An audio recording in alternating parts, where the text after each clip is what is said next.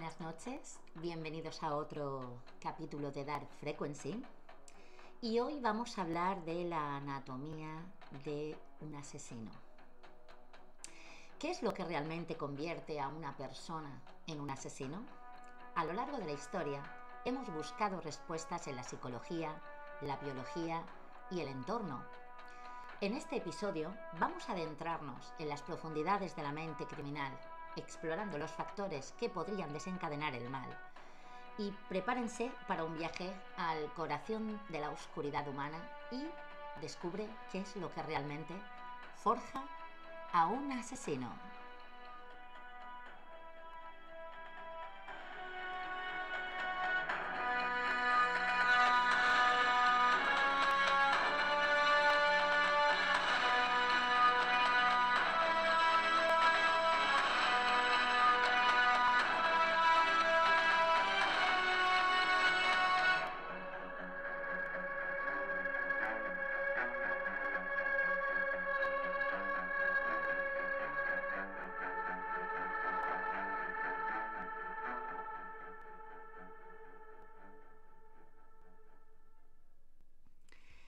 Buenas noches, bienvenidos a otro capítulo de Dark Frequency. Esta vez he estado investigando y he tomado muchísimas notas. Este capítulo se llama Anatomía del Crimen. Y he estado investigando, he estado viendo unos artículos de la BBC del 15 de marzo del 2015, el cual está bastante interesante porque comenta de qué manera el cerebro, cómo es el cerebro de un asesino. Os voy a ir leyendo las notas y si esto está cogido de estos artículos de la BBC, os iré diciendo de dónde lo he ido cogiendo, ¿vale? Y bueno, son bastante interesantes. Y antes de nada, os voy a decir qué es el asesinato.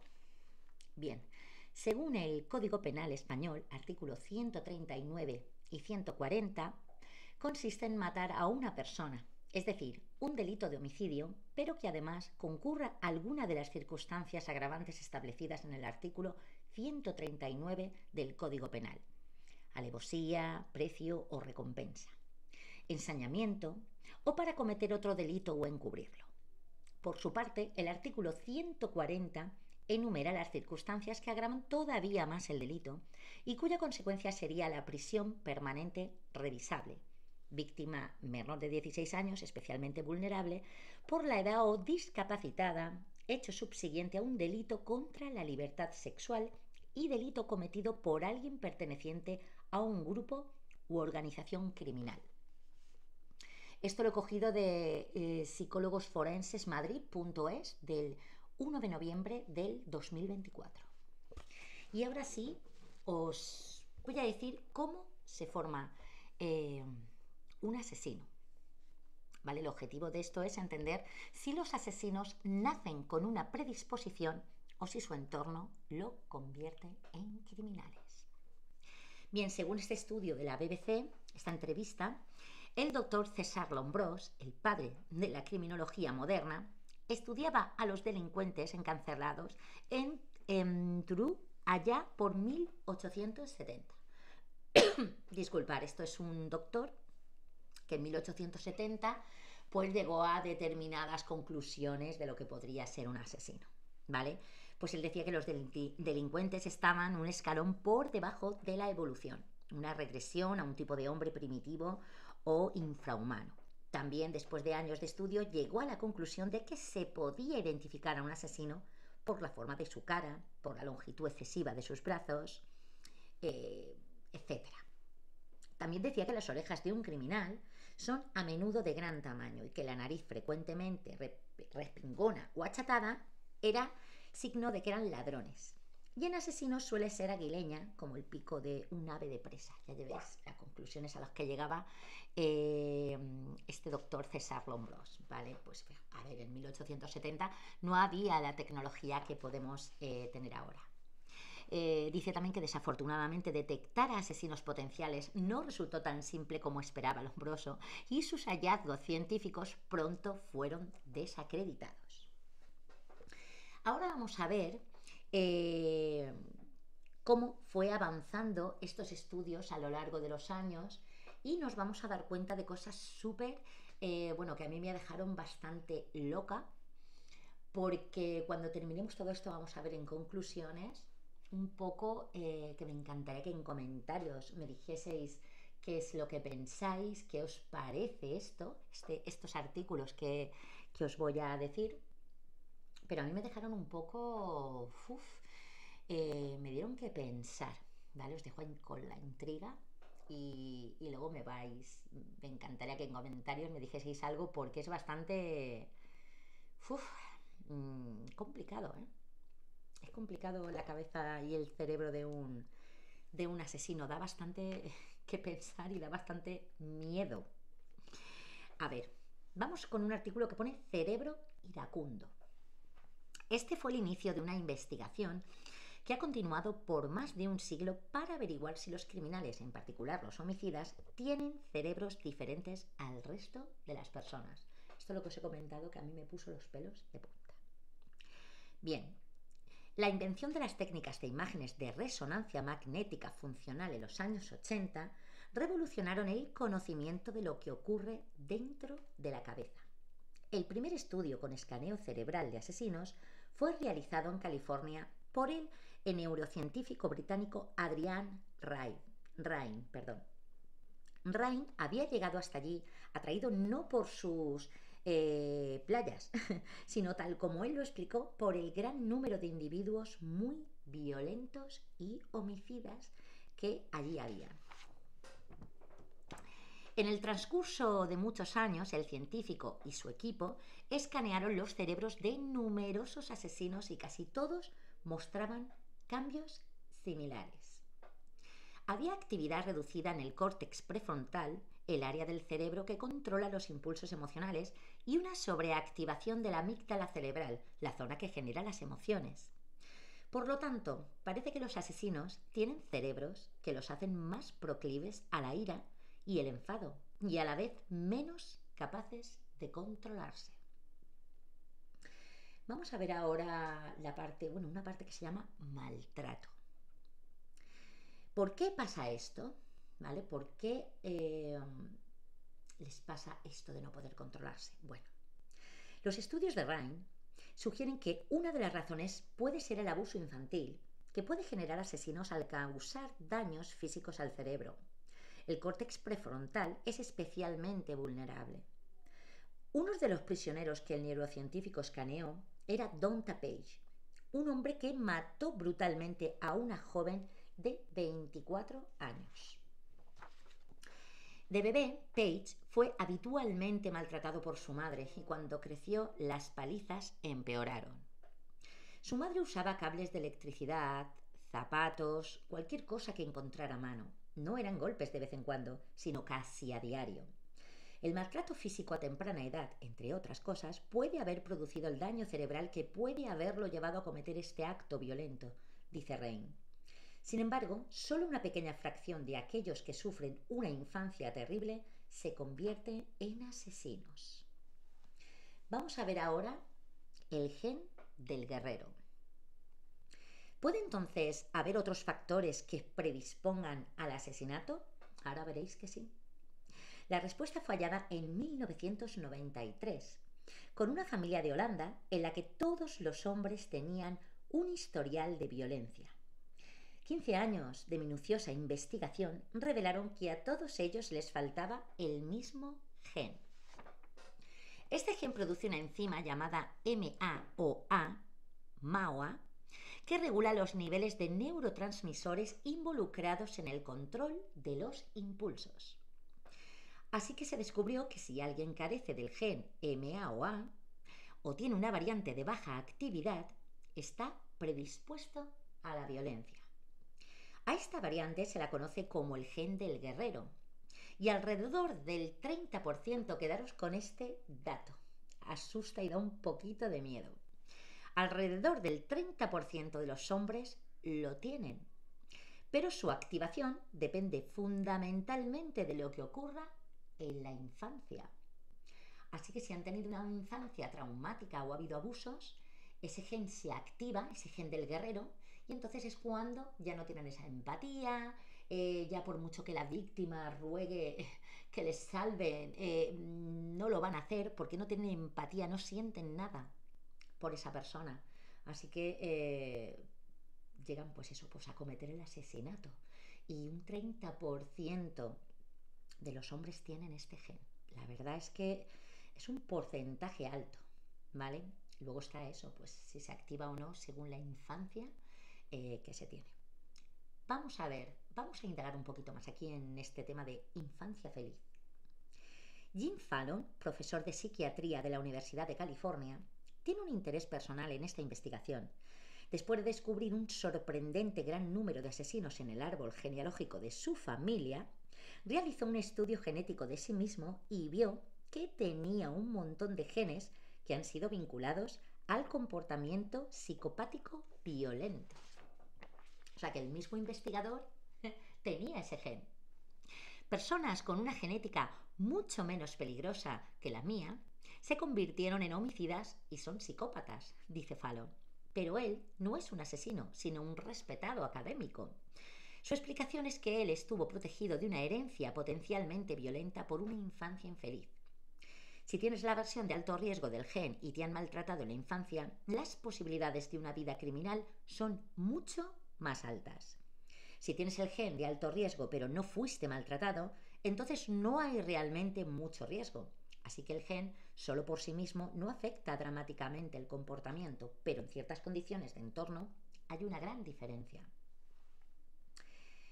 Vamos ahora a ver otro apartado que se llama combinación asesina. Una tendencia genética hacia la violencia y el maltrato infantil son literalmente una combinación asesina. Los homicidas nacen y se hacen al mismo tiempo. Conocimiento de las complejas interacciones entre factores sociales y biológicos que predisponen a la violencia. Pero, ¿qué podemos hacer con esta información? Las investigaciones se centran ahora en maneras de reducir el comportamiento violento y hay evidencias de que enseñan formas positivas de crianza de los hijos a las familias que están en riesgo y que esto es efectivo para mejorar el control de los impulsos. La esperanza es que ya que sabemos mucho más sobre las causas del comportamiento homicida, seamos capaces de detectar las señales de alarma e intervenir antes de que sea demasiado tarde. Madre mía, esto sería maravilloso, el poder detectar el gen y poder evitar con algún tipo de tratamiento o cualquier otra cosa, bueno, pues evitar estos asesinatos, estos rasgos psicóticos y, bueno, pues todas estas cosas que, bueno, los asesinatos en fin, ¿vale? Si se pudiera detectar a tiempo, pues se podrían evitar muchísimos asesinatos y muchas muertes. El científico James, bueno, esto lo vi en la BBC del 28 de noviembre del 2013, creo que lo he comentado antes, en BBC Mundo, @bbc/ciencia, ¿vale? Creo que ahí podréis ver un poquito más de todo esto que estoy hablando. Os quería dar este correo. Bueno, el científico James Fallow descubrió que era un psicópata una tarde de 2005 en medio de estudios y análisis de la actitud que presentan los hombres y mujeres que pueden llegar a atentar contra la vida de un ser humano. Este inquietante hallazgo ocurrió cuando el profesor de neurología de la Universidad de California, Irving Uzi, estaba estudiando las tomografías cerebrales de asesinos psicópatas y, por eso, estas imágenes se acumulaban sobre su escritorio. Aquella tarde, y como parte de un estudio paralelo, Fallow también examinaba las tomografías de miembros de su propia familia. Cuando me las trajeron, dice Fallow, las miré rápidamente, no tenían nombre y miré toda la pila y eran bastante normales. Me sentí muy aliviado. Esto dijo Fallon en una conversación con la BBC. Pero entonces vi un último escáner que parecía realmente patológico y llamé al técnico y le dije, mira, este se mezcló.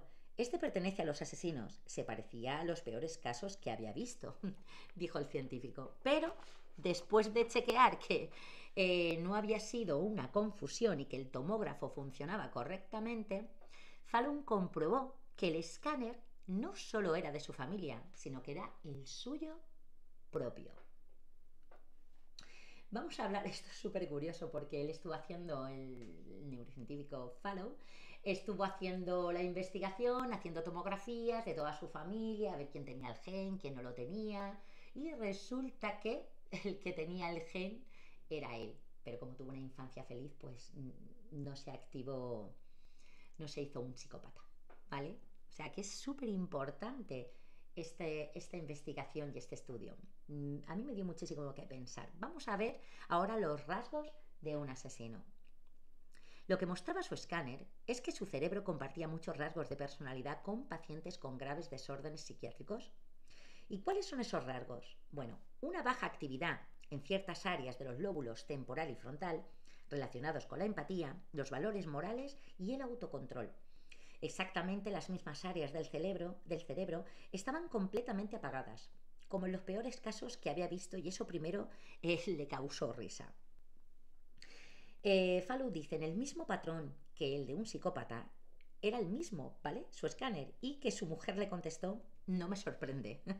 Vamos a darle un toque, un poco de humor a esto, porque vamos, a mí me dice mi marido, que no tengo, ¿vale? Pero me dice mi marido, vamos a ponernos en el caso de que tengo un gen asesino, vamos, no sabría qué hacer. La mujer se empezó a reír y dijo, no me extraña, pero vamos, es para pensárselo un poco, ¿eh? Y casi un año después de aquella primera reacción jocosa, decidió indagar en esta coincidencia. Fallon dice, yo no maté a nadie, ni violé, ni hice nada parecido.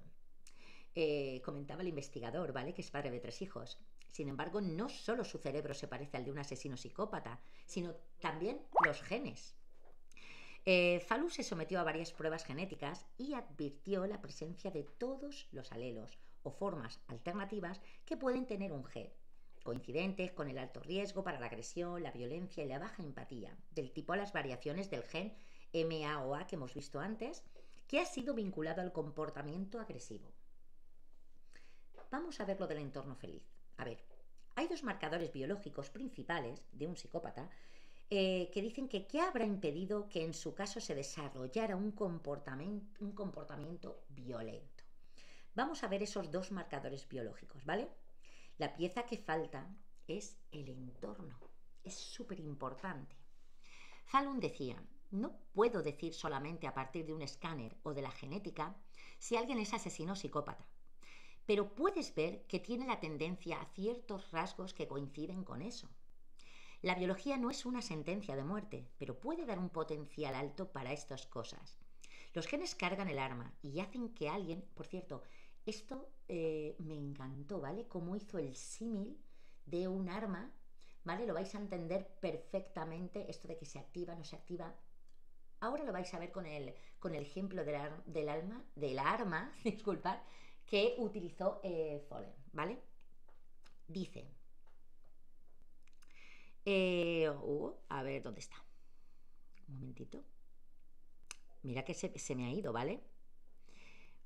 Aquí. La biología no es una sentencia de muerte, pero puede dar un potencial alto para estas cosas. Los genes cargan el arma y hacen que alguien sea vulnerable para convertirse en un psicópata. Su infancia feliz y rodeada de cariño, el arma no llegó a dispararse. Esto es un ejemplo de que tú tienes el arma, pero si tienes una infancia feliz no se dispara. Ahora, tienes maltrato y abuso infantil y sí, se va a disparar y te va a formar, va a hacer que seas un psicópata. Su infancia feliz y rodeada de cariño hizo que, bueno, ese arma no llegara a dispararse. Y el autoproclamado psicópata difundió los resultados de su personal investigación en una de las conferencias divulgativas TED y en un libro que acaba de publicar que se llama The Psychopathic Insight. Y ahora os hago la pregunta, ¿los psicópatas son enfermos o malvados? Esto también También me creó bastante intranquilidad. Esto es una entrevista que hizo la BBC a Matthew Taylor el 17 de noviembre de 2011, ¿vale? Cuando Brian Dugan se declaró culpable de la violación y asesinato de una niña de 7 años, Janine Nicarico, muchos pensaron que el individuo era la viva imagen de un brutal asesino en serie. Y aunque la niña fue asesinada en 1983, Dugan confesó su culpabilidad, no la confesó hasta el 2009. Para entonces ya había sido convicto repetidamente por violación y por el asesinato de otras 2 personas, otra niña de 7 años y una enfermera de 27 a quien también violó y mató. Si la pena de muerte no hubiera sido retirada en Illinois, Dugan habría sido ejecutado. Sin embargo, lo más extraordinario de su caso es que nunca mostró ningún remordimiento por alguno de sus asesinatos o crímenes. Ahora los científicos piensan que esta falta de empatía pudo, de hecho, estar vinculada a la razón por la que cometió esos actos. El doctor Ken Keel, neurocientífico de la Universidad de Nuevo México en Estados Unidos, pudo escanear el cerebro de Dugan como parte de un proyecto único para entender si la conducta antisocial está vinculada a la estructura y funciones cerebrales. Este neurocientífico comentó que le costaba trabajo entender por qué había gente interesada en lo que él había hecho. Esto lo dijo el doctor Keel en la BBC, que recordaba esa época en la que entrevistó a Dugan y comenta que fue clínicamente algo fascinante. Bien, este doctor Keel, vamos a hablar de la psicopatía, ¿vale? Este doctor Keel es considerado un pionero en el campo de la neurociencia conductal. Está intentando entender las funciones cerebrales de los psicópatas y utilizar ese conocimiento en el desarrollo de tratamientos para estos individuos. En un área controvertida, porque durante miles de años los sujetos como Dugan no han sido catalogados como enfermos, sino como malvados, y en esta cultura popular el término psicópata no describe un diagnóstico por el que se tenga compasión, sino es algo que inspira temor. Keel tiene una opinión diferente. Él dice que tiende a ver a los psicópatas como alguien que sufre un trastorno, así que no utiliza la palabra malvado para describirlos. Entonces, ¿qué es un psicópata? Bueno, clínicamente lo definimos como alguien que obtiene una puntuación alta en características como falta de empatía, de culpabilidad y remordimiento. Esto es lo que dice el Dr. Keel. Y que son individuos muy impulsivos, que no suelen planear o pensar antes de actuar y que tienden a meterse en problemas a edades muy tempranas. Durante mucho tiempo se ha sabido que muchas personas en las prisiones presentan síntomas de psicopatía, pero hasta ahora no se ha podido obtener suficiente información sobre este trastorno. El laboratorio del Dr. Keel diseñó un singular escáner cerebral portátil. Está equipado con la más avanzada tecnología de imágenes computerizadas, pero puede transportarse en una camioneta y llevarse a las prisiones de alta seguridad. El científico utilizó el dispositivo para llevar a cabo 2 tipos de análisis en el cerebro de Dugan: observar su densidad y su función. El cerebro de Brian Dugan tiene niveles muy bajos de densidad en el llamado sistema paralímbico, explicó el científico en la BBC. Este sistema es el circuito de la conducta en el cerebro y además incluye regiones conocidas como la amígdala y la corteza prefrontal. Los científicos saben desde hace tiempo que estas áreas están asociadas al procesamiento de las emociones. A lo largo del siglo se ha estudiado a gente con daño cerebral en esas áreas porque se ha observado que su conducta cambia súbitamente y se vuelve antisocial. Creemos que estos sistemas no se desarrollaron de forma normal en Brian, dice Keel. La psicopatía parece estar vinculada a la falta de desarrollo en esas regiones, lo cual podría estar determinado genéticamente. El Dr. Keel llevó a cabo escáneres de tiempo real en el cerebro de Dugan para ver si su reacción a imágenes inquietantes, como el rostro de personas sufriendo, y a ver cómo reaccionaba. El objetivo era probar el funcionamiento de su cerebro. Los escáneres mostraron muy poca actividad en el sistema paralímpico de Dugan durante el procesamiento de emociones. Dice Keel que Brian salía de esas sesiones de escaneo y decía: «¡Wow! Me costó mucho tratar de entender lo que usted quería que yo hiciera». O sea, esto es... o sea que Brian Dugan, el asesino, decía, no sabía qué es lo que, cómo quería que reaccionase, porque no tenía ningún tipo de empatía ni sufrimiento viendo las imágenes de gente sufriendo, ¿vale? Además, dice que tuvo más errores en la prueba que otros individuos. O sea que esto, vamos, es un estudio bastante, ¿cómo diría? Eh, Bastante impactante, porque te da a entender de verdad cómo es un verdadero psicópata y asesino. O sea, te da a entender que no tiene ningún tipo de empatía. Vamos a ver ahora, vamos a entrar en la capacidad emocional. Esto prueba que los psicópatas carecen de una capacidad emocional. Otros carecen de la intelectual, pero en el caso de los asesinos es de la capacidad emocional, obteniendo resultados similares en un número alto de sujetos y en prisiones, de todo Estados Unidos. O sea que el doctor se fue con su maquinita a centros penitenciarios a ver quién podía hacer esos estudios y esos análisis a diferentes presos. Y vio que Dugan no tiene un concepto del daño que ha causado, o sea, no tiene empatía ninguna. Cuando hablas sobre sus crímenes, es como si le estuvieras preguntando lo que comió en el desayuno. Esta frase también me impactó muchísimo. En cierto sentido, no sorprende que el cerebro de alguien tan diferente y tan antisocial también se vea en los escáneres tan diferente de otros cerebros. Pero solo hasta ahora hemos sido capaces de observar las diferencias tan drásticas en estos cerebros y que la gente está comenzando a prestar atención. Esto tiene un impacto muy poderoso en el sistema legal. Claro, vosotros poneros a pensar que eh, como resulta que no son malvados, que es que están enfermos porque tienen un problema cerebral, que no tienen empatía ni emociones, vosotros llegar a pensar que bueno, que muchas veces cuando dicen que mira, se ha vuelto loco, enajenación mental, o es que no estaba en sus cabales, o es que iba drogado, se libran de mil cosas. Pero vosotros pensar, aparte de que este estudio está muy bien, porque si sacan alguna medicación para controlar esto, pues no habrían asesinos. Pero, bueno, alguno habría ocasional, pero no lo que hay, ¿vale? Lo que ha habido a lo largo de la historia y lo que hay en la actualidad.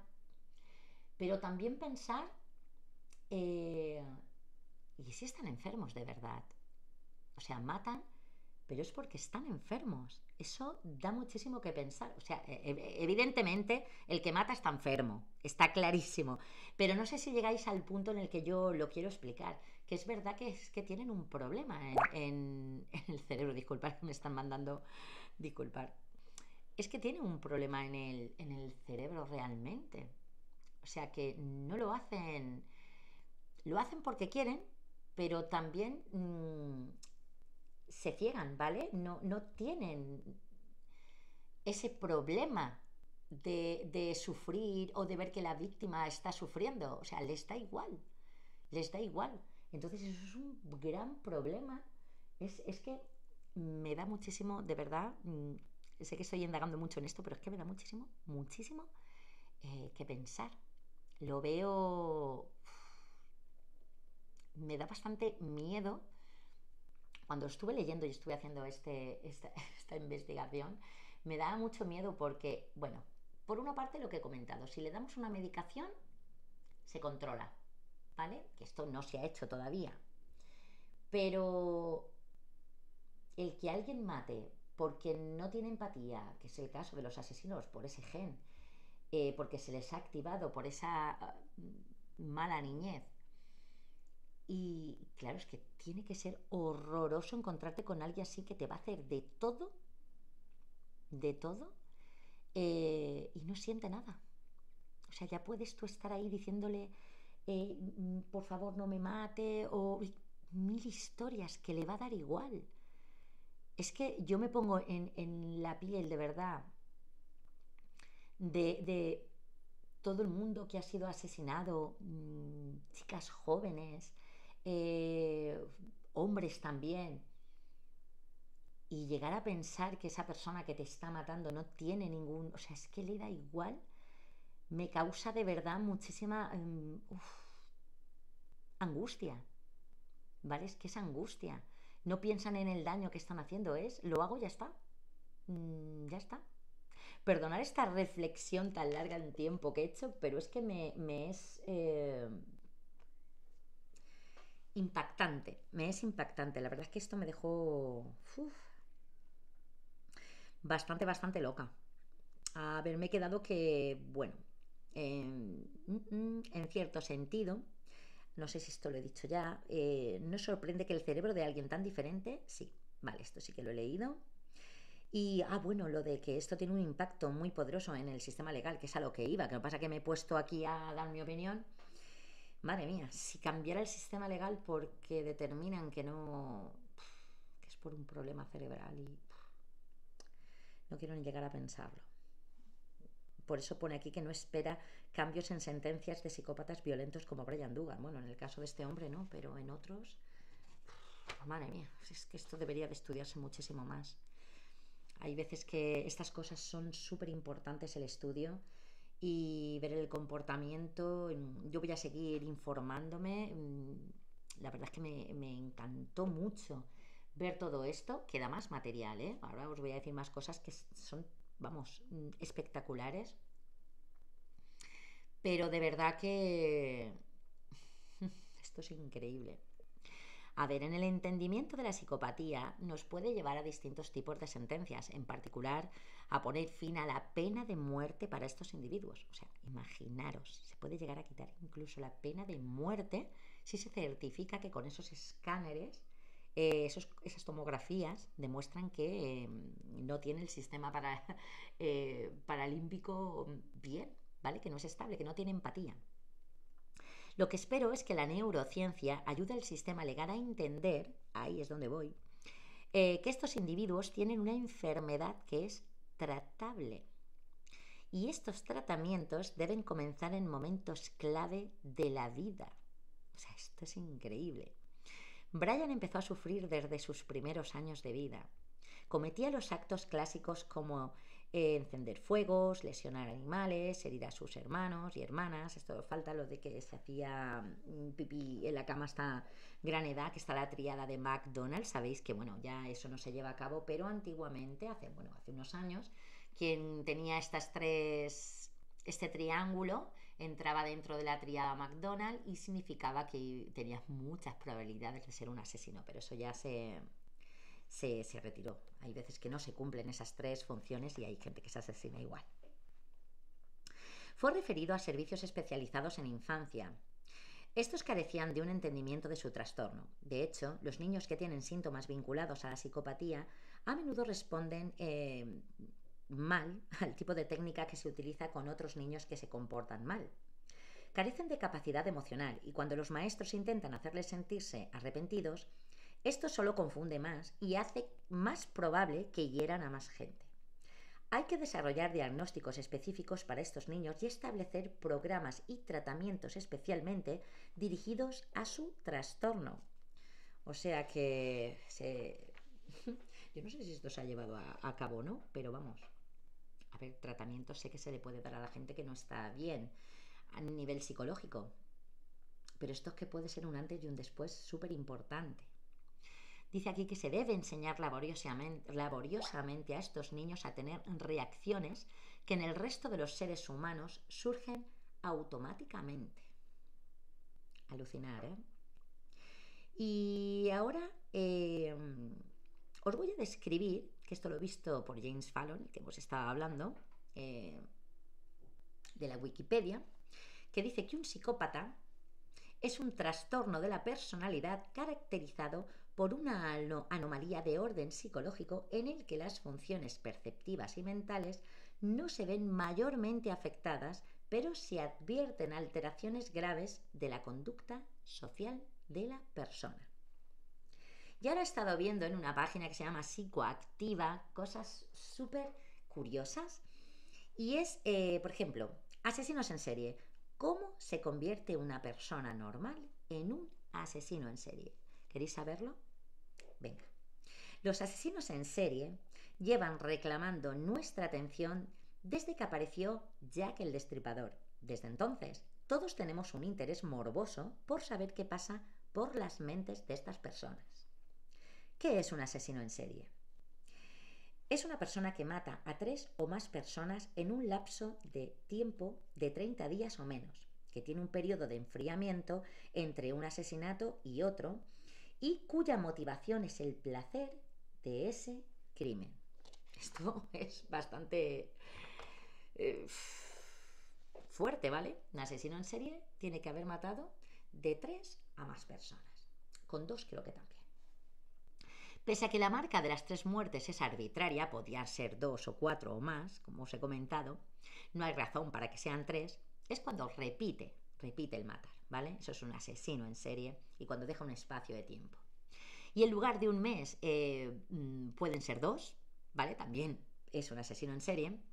Lo cierto es que los otros 2 puntos sí son muy relevantes e identificadores, sobre todo lo de matar de 2 para adelante y que a veces vaya haciendo pausas de un mes. Porque en ese mes es cuando tienen ese subidón y luego les baja y es cuando vuelven a matar. Primero, tiene que haber periodo de enfriamiento entre asesinato y asesinato. ¿Por qué? Porque si tienes un brote psicótico, entras en un bar y matas a 20 personas, no se te puede considerar asesino en serie. Has matado a 20 porque había 20. Si hubiese uno, matas a uno. Segundo, tiene que haber una gratificación psicológica en dicho crimen. Es decir, no es una venganza, no es para saldar una cuenta. No es por una idea o por una organización, es porque el crimen en sí da placer a quien lo ejecuta. La causa más habitual del asesino en serie es algún trauma que no ha sido debidamente aceptado adecuadamente. Por ejemplo, rechazo de una novia o una madre opresora pueden ser detonantes de este tipo de problemas mentales en determinadas personalidades y desembocan en los asesinatos, convirtiendo a la víctima concreta en una representación de dicha novia o dicha madre o cualquier otro ejemplo. También puede ser padre, ¿vale? Novio, ¿de acuerdo? ¿Qué rasgos los definen? Bueno, lo más identificativo en asesinos en serie es su proceso de tránsito desde ser una persona normal a convertirse en el asesino en serie en cuestión. Aquí están los pasos descritos por psicólogos y psiquiatras. 1. Fase de aura. Momento en el que el potencial asesino en serie deja a la vista una confusión mental y en la que mezcla fantasía y realidad. Generalmente son fantasías relacionadas con ansias de poder y perversiones sexuales. Poco a poco, fantasía y realidad se vuelven inseparables para él. Fase 2, que es la fase de búsqueda. Momento en el que se decide a realizar el crimen y busca una víctima ajustada a sus necesidades. Muchos potenciales asesinos en serie paran en este punto y les basta con recrearse en la idea de que se perpetra el crimen sin llegar a hacerlo. Y en la fase 3, es la fase de seducción, si la simple idea no le basta, empezará la fase de seducción que consiste en contactar con la potencial víctima, haciéndose pasar por alguien normal para que baje la guardia y luego a atacar. Algunos, muy pocos, potenciales asesinos en serie, al llegar a esta fase, se contentan y retroceden, sin llegar al crimen. La cuarta fase es la fase de caza. Si no son capaces de concentrarse con el contacto, comienza la fase de caza, momento en el que se tienden trampas para llevar a la víctima a una situación óptima para el crimen. Esta fase puede durar meses, semanas o unos simples instantes. Y la fase 5, que es la fase de captura, es el momento en el que el asesino en serie se quita la máscara y usa la fuerza, mostrando sus objetivos. Los psicólogos definen esta fase como una fase de no retorno porque la víctima ya se ha dado cuenta de sus intenciones y es imposible que el asesino se eche atrás. En la fase 6, que es la fase de asesinato, en este punto es cuando el asesino en serie está totalmente ajeno a la realidad y se recrea en la perpetración del crimen tal y como lo había imaginado con todos sus detalles. Por eso puede llegar a ser asesinatos muy tétricos, ¿vale? Y en la fase 7, que es la fase de depresión, En esta última, el asesino en serie comprueba que el asesinato no ha sido tan placentero como esperaban sus fantasías, o que no le ha permitido acabar con el trauma que arrastraba, y se suma en la depresión. Esto no significa que tenga remordimientos. Además, para superar esa depresión, lo más habitual es que se repita el ciclo de una forma interminable. Y es por ello que el asesino en serie tiene un comportamiento propio de un adicto. El asesino en serie tiene diferentes rasgos definitorios que pueden ayudarnos a localizarlos. Sin embargo, estos rasgos no siempre están a la vista. Vamos a ver. Vamos a ver las 6 características de estos psicópatas. Bueno, el mito del psicópata es que el retrato que se hace de un psicópata en los medios es en realidad más una caricatura de lo que en realidad es un psicópata. Tony Soprano, Aníbal Lecter, Dexter o Morgan, todos parecen disfrutar de violar la ley y matar gente, pero claro, esto es ficción.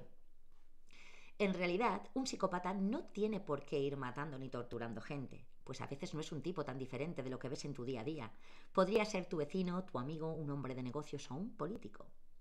En realidad, se ven como nosotros, actúan como cualquier persona normal y caminan entre nosotros sin ser detectados. La diferencia básica que identifica a un psicópata de todos los demás es que el psicópata no siente culpa por sus actos, aunque estos afecten gravemente a los demás.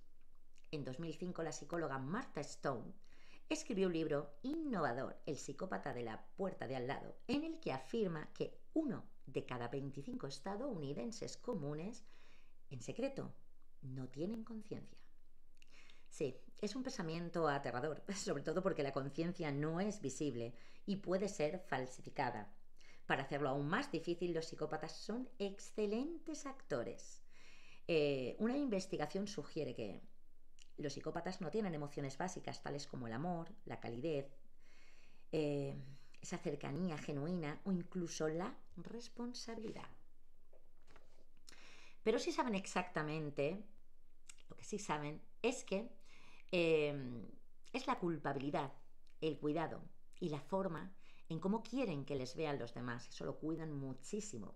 Y es que en verdad, incluso profesionales de la salud mental, les es a veces súper difícil identificar a un psicópata. Y a menudo se confunden con el trastorno narcisista de la personalidad. Aunque no es de extrañar, porque en parte existe un cierto solapamiento entre los 3 principales tipos de personalidades, en realidad son capaces de sentirse culpables por sus actos. Y aquí vamos a ver los marcadores de un psicópata y esas 6 características que he comentado antes. 1. Se puede comportar de manera dura, agresiva y o hiriente, pero luego no muestra ninguna reacción. Actúa como si nada hubiera pasado. 2. Manipula a los demás, ya sea directamente o indirectamente a través de otros. 3. Puede tratarle de manera muy distinta en diferentes momentos o en diferentes días, sin razón aparente. 4. Miente fácilmente cuando le interesa y lo hace de una forma que nunca creerías que te está mintiendo, pues no muestra reacción alguna. 5. Externaliza la culpa. El psicópata no toma la propiedad o la culpa de sus errores o faltas. Simplemente está convencido que no va con él. Y la última característica, la 6, es que a veces parece disfrutar realmente de esta manipulación y o daño a los demás. Y ahora vamos a hablar de qué pautas tenemos que tomar para cuidarnos a nosotros mismos ante sospechas de una persona psicópata. Son 4 pautas. La primera, estate en guardia en todo momento. Ya sabes lo que se puede y no se puede esperar de un psicópata. 2. Evita acudir a esta persona como apoyo emocional o pedirle consejo. Si te ven vulnerable, sabe a ciencia cierta que puedes ser herido y es algo que, si le interesa, no dudará de utilizar en tu contra. 3. Pon un límite entre ti y el psicópata. Forma una imagen de ella en tu mente. Construye un muro que puedas ver en tu mente y que sientas que te protege. Así, todo lo que diga o haga que pueda herirte se mantendrá fuera de esta pared imaginaria cuando quieran tocarte a nivel psicológico, ¿de acuerdo? Y 4. No pongas excusas para el psicópata. No lo defiendas. Él es responsable de sus acciones. Y siempre que pueda, tratará de aprovecharse de ti y de tus debilidades. Bueno, aquí vamos a hablar también de que realmente el peor daño que se puede hacer siempre es a un hijo, ¿vale? Aquí he estado viendo, bueno, estuve viendo unas pautas y la verdad es que, yo no sé cómo hay padres que pueden llegar a hacer daño, madre mía, a un hijo. Es que se me ponen los pelos de punta. Hay tantos casos eh, de maltrato infantil, es que si ya aparte de que se convierten en psicópatas porque no han recibido amor, es esas criaturas pequeñas, Dios mío. Hay niños que lo han pasado francamente mal es que es increíble, es increíble. Mira, os voy a leer esto que pone: el peor daño de todos, el daño a un hijo. Los niños criados por psicópatas crecen sin el sentimiento de ser dignos de ser amados. Esto es súper triste. El resultado es bastante inevitable de tener un padre que es incapaz de sentir verdadero amor por sus hijos.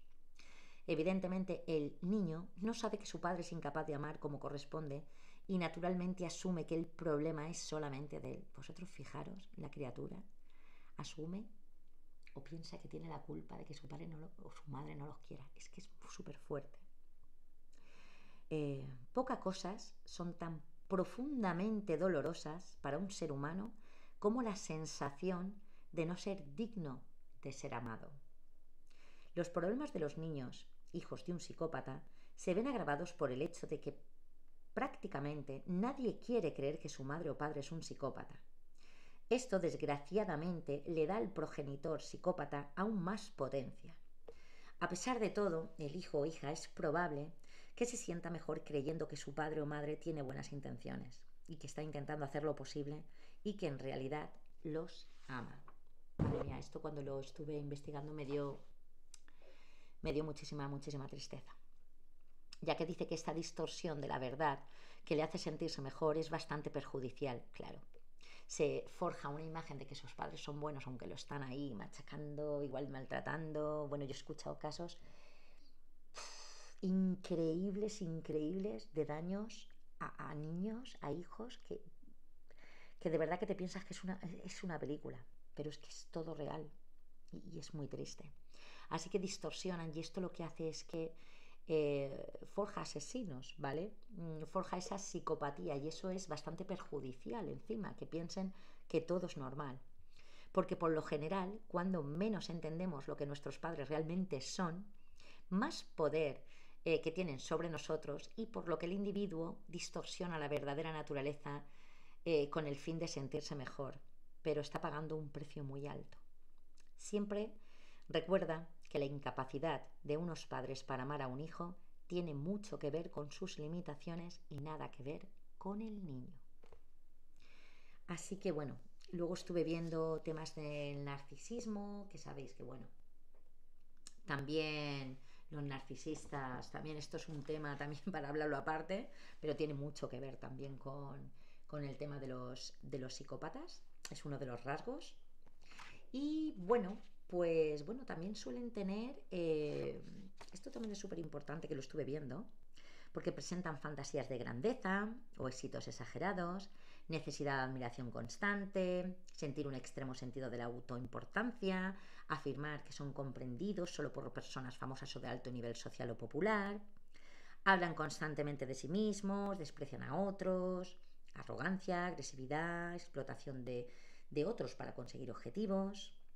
Y también la melomanía, ¿vale? Que es megalomanía, disculpad, que es el mentir y creerse sus propias películas. Esto hay muchísima gente así, ¿vale? Así que bueno, con esto concluye esto que estuve viendo, estos artículos de la BBC y Psicoactiva. Y la verdad es que bueno, espero que os haya gustado. Madre mía, 50 minutos llevo. Espero que os guste este tema. A ver, que no es agradable, pero esta anatomía del asesino. Espero que hayáis, bueno, yo cuando de verdad que aluciné con esto del cerebro, de la empatía, del el gen del guerrero que se activa cuando tienes una mala infancia, me parece súper curioso, me asusta, porque parece que lo ves más real y nada, pues con esto termino. Espero de verdad que os guste. Dejadme por favor comentarios, decirme, porque sabéis que estoy empezando. ¡Ay, el móvil! Disculpad. Sabéis que estoy empezando con esto de los podcasts de True Crime. Que bueno, ya en breve voy a empezar a poneros asesinatos reales, ¿vale? Ya será más True Crime. Ahora es verdad que estaba poniendo unos podcasts así un poco. Que es verdad que estoy en inicio. Darme margen, darme tiempo, voy poco a poco. ¿Vale? Estoy empezando, me fascina muchísimo todo esto, pero a veces no sé si puedo utilizar bien todas las herramientas que puedo hacer, pero bueno, voy a ir mejorando. Esto es como en el primer podcast que os comenté que, bueno, ahí improvisé bastante, aquí ya los sucesivos he ido ya haciéndolo de diferente manera y creo que poquito a poco, bueno, pues iremos mejorando. Me encantaría ser uno de vuestros podcasts favoritos. Y a partir de los siguientes podcasts, bueno, algún tema más así comentaré, pero sí que me gustaría empezar a poneros casos de True Crime.